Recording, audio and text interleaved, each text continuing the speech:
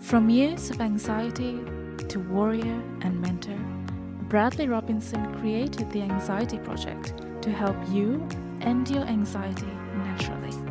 Let's mold the new you and let's end anxiety together.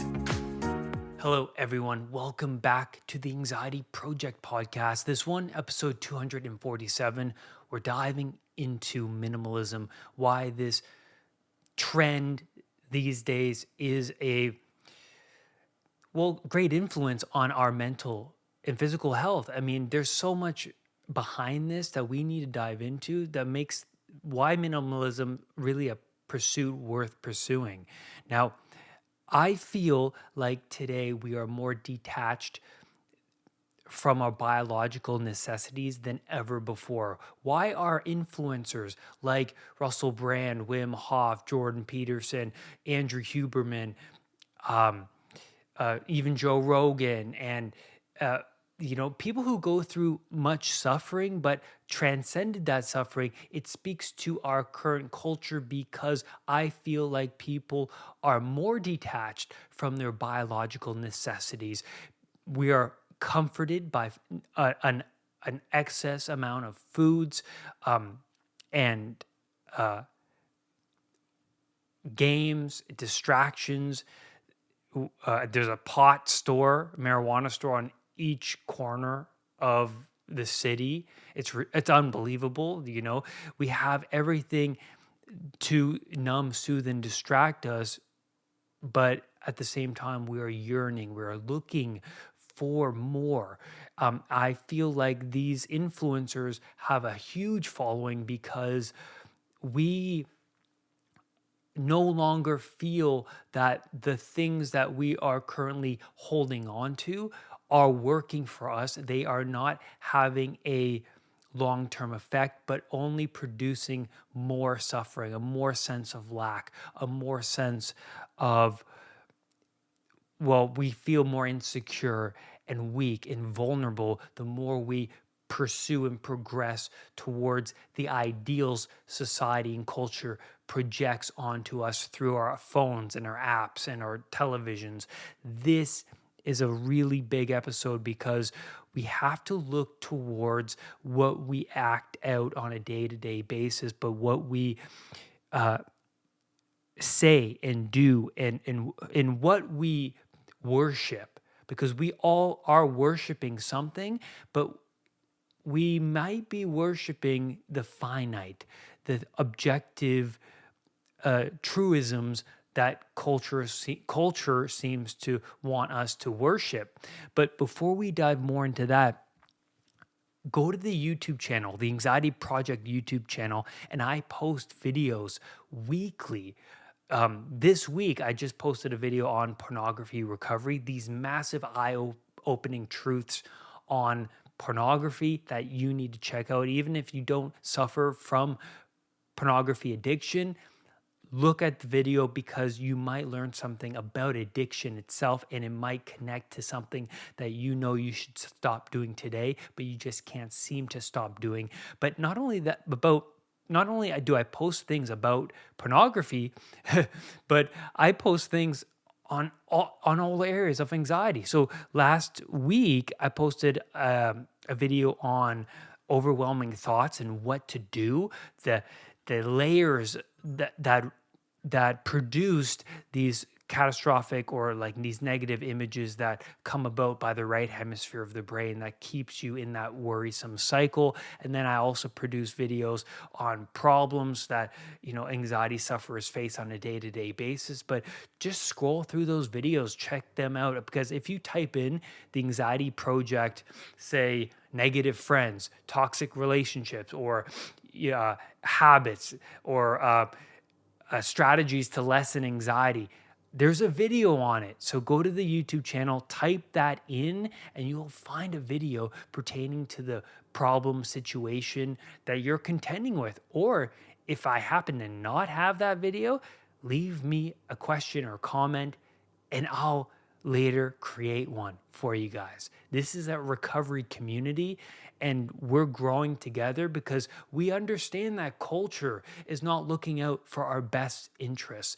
We see advertisements of Fruit Loops for our kids that it's being promoted as a nutritious, healthy breakfast, but only producing disease and ADHD for our children, making them weak and, well, vulnerable to the catastrophes of existence. So we have to do things ourselves these days because, growing up, for me, having that belief that everything that the teacher says or that's on the news or what's on the advertisement, that's what's true. That's what's right. That's what we should pursue. But that is definitely not the case. And I think that's becoming more true than ever. And that's why these influencers like Russell Brand or Peterson, they have the people connect with them and people understand that this is the path forward. So let's talk about minimalism and why minimalism is a path forward that will help you mentally in your life. The first thing is, how can you tell the difference between what you want and need, right? And that's a huge thing because I've noticed going through my possessions, deciding what to let go of. I actually, in that moment, going through my closet, I pick out something I haven't even worn in a year, and my mind generates reasons why I should continue to hold on to it. Oh, this might look good on me, or what if an occasion arises and I might use this thing or might use this piece of clothing, and that's when we continue to hold on to things. It becomes very difficult when you start minimalism to let things go if you haven't practiced. Yes, this is a practice, but you need to ask yourself, or you need to actually set boundaries for yourself. If I haven't worn this or used this in a year, then let's let it go. Start with that. Start with the 1 year mark. If you haven't used it within the past year, give yourself permission to let that thing go. I grew up with an abundance of toys, games, clothes, things. Everything I want and needed. But later in my life, I started to fantasize about people who stuffed their things into a backpack and went overseas or went and traveled the world. And there was this yearning, and I idolized these individuals because of the fact that they can move out past these possessions. And I never could articulate why I was so drawn to this until later in my life when I was suffering deeply from anxiety. I looked inwards and I asked myself, well, I'm suffering and these things aren't satisfying me. These toys or these video games, weed, sex, alcohol, whatever you want to call it, these things weren't resolving my suffering. I thought they were going to. That's why I continued down this path. First of all, it's all that I knew. So I was just playing this pattern out that we see in Groundhog Day, reliving the same day over and over and over again, like Phil, played by Bill Murray. It's so amazing because he's playing the same day over again, but he's becoming more bitter. He's just in this bitter, resentful state where he shakes his fist up at the universe. Why can't I have it better? Why can't things just be better for me? And he's also fantasizing that maybe moving somewhere else is going to solve my problems. Maybe having this item is going to solve my problem. Maybe looking like this celebrity is going to solve my problem. Maybe having this video game console, maybe having this thing, this car, this home, moving here, moving there, that's going to solve my problem, this vacation. But I've come to notice that is absolutely not the case, because the problems will not only follow you around, but they will return once you come back into the environment. Like an alcoholic who goes to rehab, recovers from alcohol addiction, then returns to the original environment. not even consciously aware that these circuits become, well, stimulated when you come back into contact with friends that promote your drinking, or bars that activate that circuit, that stimulating circuit. These associations that the brain made before light up and attract your attention, like the snitch flittering in front of you. It attracts your attention, and you can't help but pay attention and seek after that light, that idea, that urge, desire, whatever you want to call it. And so it's complicated because for me, I noticed that when I was suffering and I started to make certain sacrifices, like little micro routines, you know, going to see a friend, or waking up earlier, cleaning the car, doing things that promoted growth in some sense. Like whatever your definition of growth is, that was mine. Like taking on these little responsibilities, I noticed that all those snakes that one bad habit produced shrunk and actually disappeared from my life. And it seemed like my days became 20% better than those unpredictable and unbalanced days I would face in the past. Then I would write down 3 things that I wanted to accomplish today. So I shrunk the amount of to-do lists down to 3 manageable plans of action. So the first thing for me would be like, well, clean the car, look for a job, and then maybe I want to read 20 to 30 pages of a book. And minimizing the clutter of the mind, because I've had clients come to me and say, Brad, I wake up and I know I should be doing like 100 things. I can't seem to do it. And I'm like, okay, well, yeah, it's a problem having 100 things in your mind, but it's also a problem not tackling one of the 100 things. Maybe you got to set the bar low enough so that you can achieve that one thing, so that you can see yourself progressing towards some sort of aim, some sort of goal, because we are goal-directed creatures after all, who need a load to carry. And if you're not carrying any load, or you're not getting around to the mess, the clutter, then where's the positive emotion here exactly? So minimize the amount of to-dos that you have. Write them down. Even if you write down a list of 100 things, take that 100 list and you have to minimize that list down to, well, maybe having a calendar and writing, well, maybe if I can get to these 3 things this week, 4 things, 5 things even, whatever's manageable for you, because we all have complicated lives. We all have busy lives, but we have to get around to that to-do list. There's a lot there.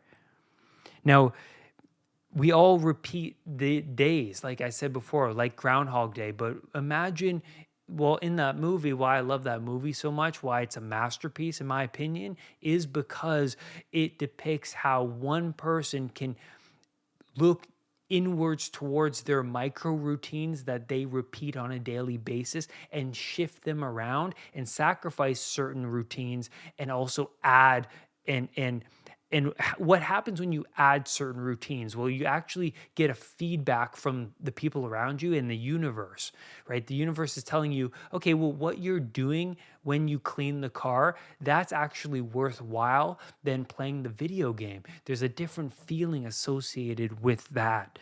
But there isn't a difference. This is the big point I want to get across to you guys today. There isn't a difference between the state of your immediate surroundings and the state of your own mind.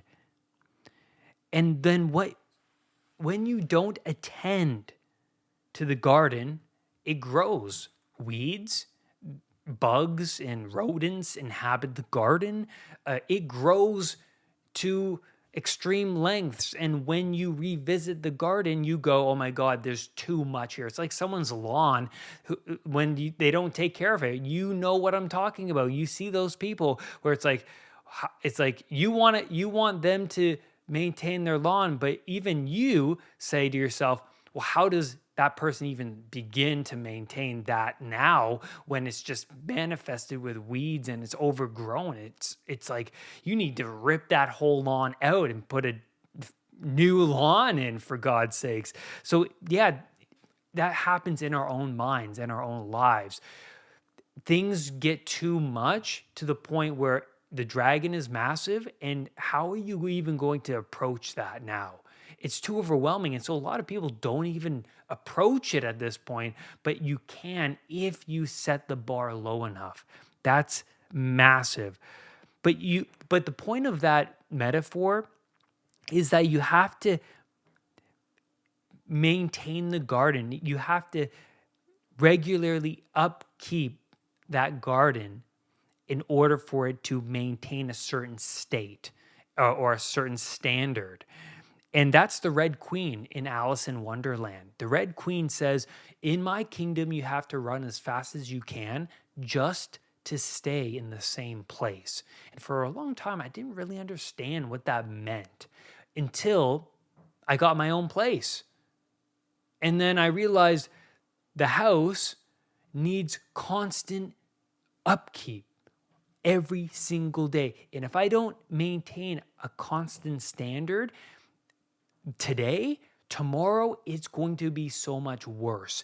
I'm going to have to double my efforts to maintain the house tomorrow. So if I constantly maintain the house and if I constantly use that energy to keep things in proper order, then I'm running as fast as I can just to keep the standard to where it is.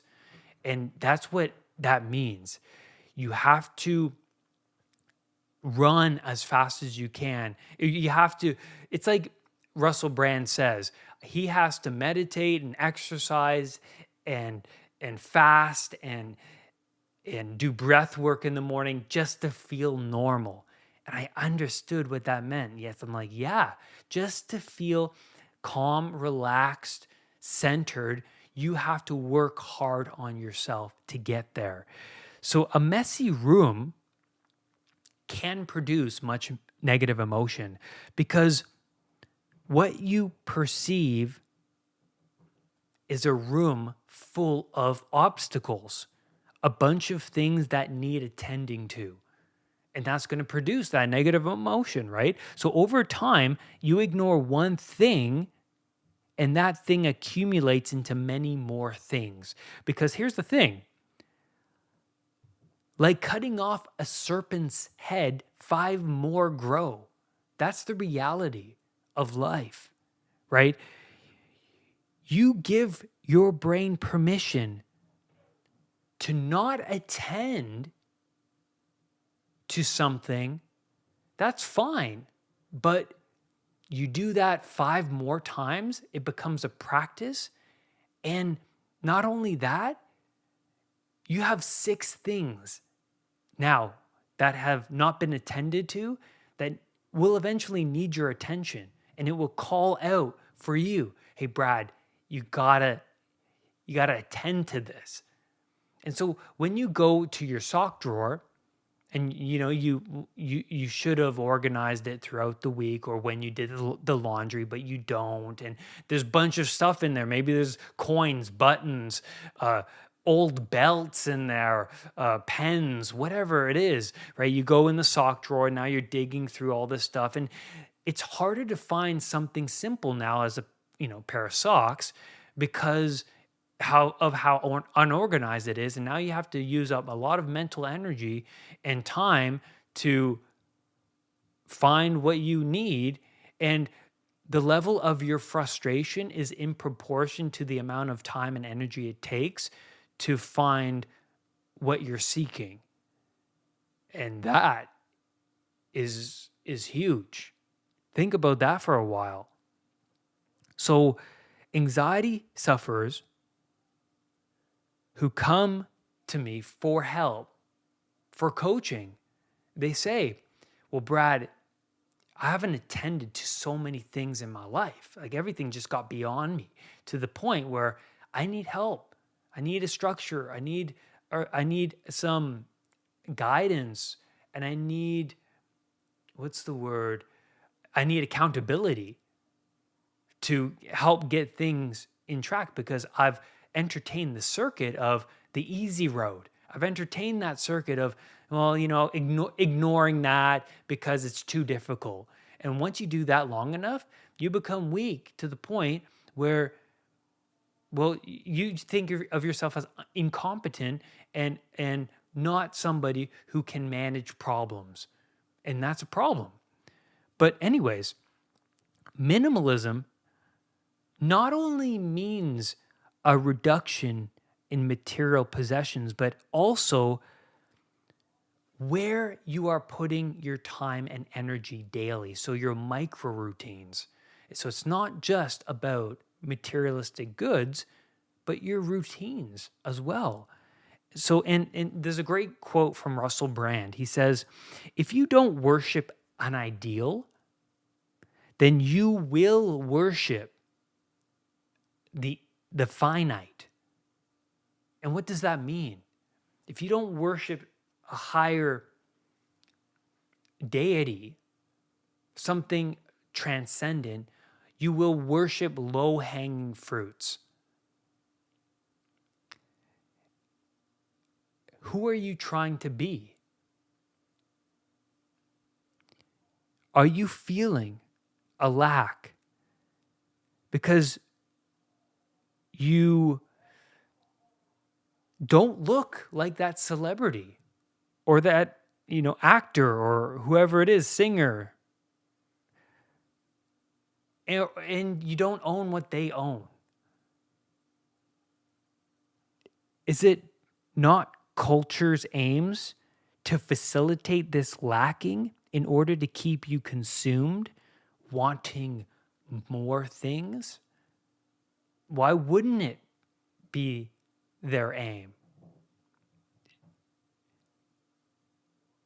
Maybe if I obtain this car, this game, this couch, whatever it is, I will feel complete.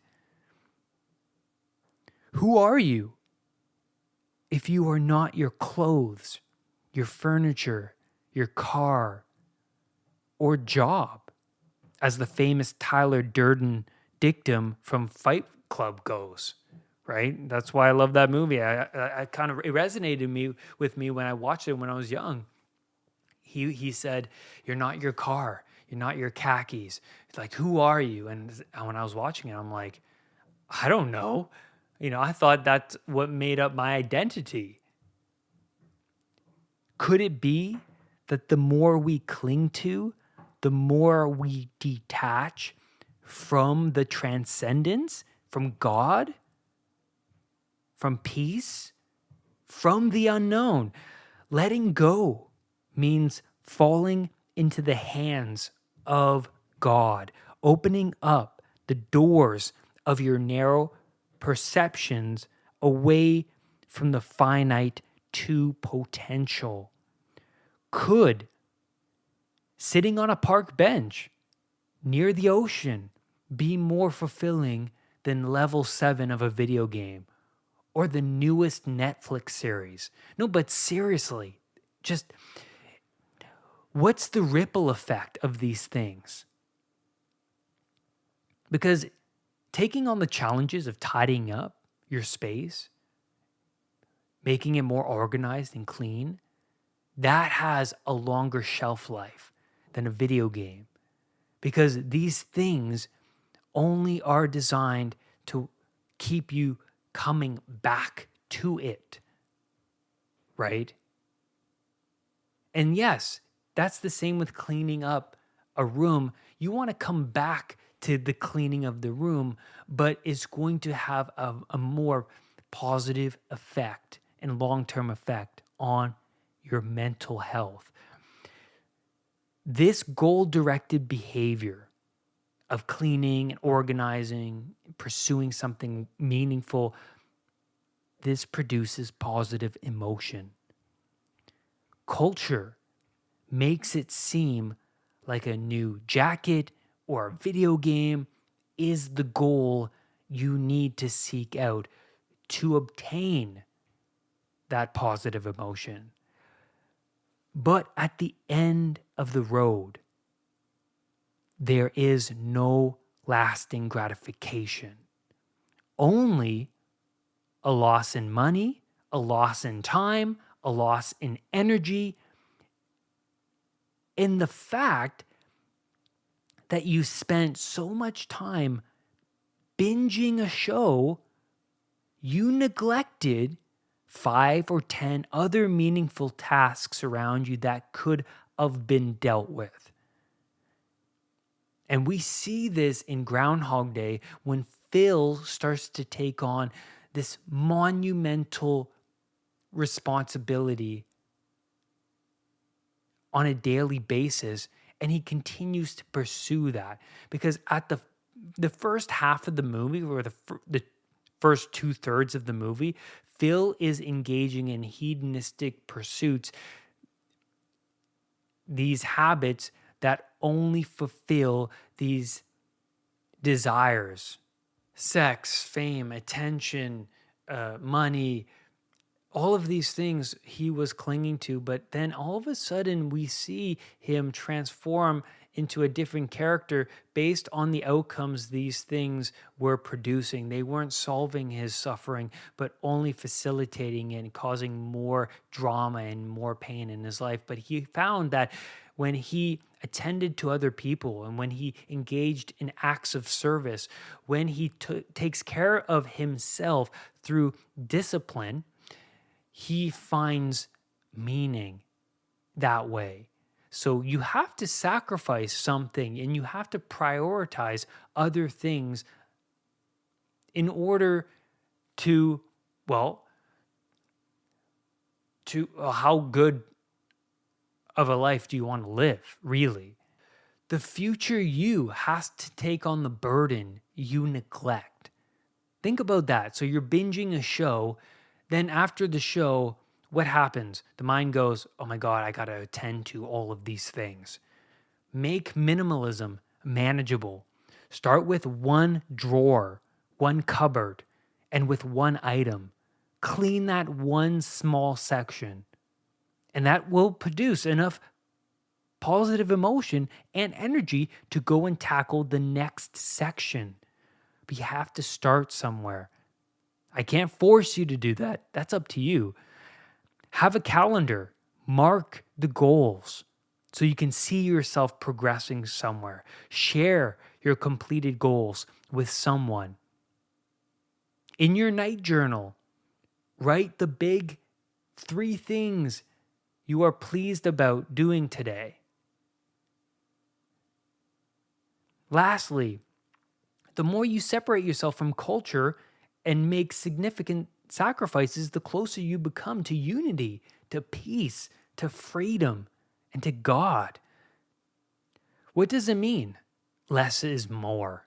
We hear that all the time. Well, the less you cling to, which requires energy and attention, the more space and energy opens up around you.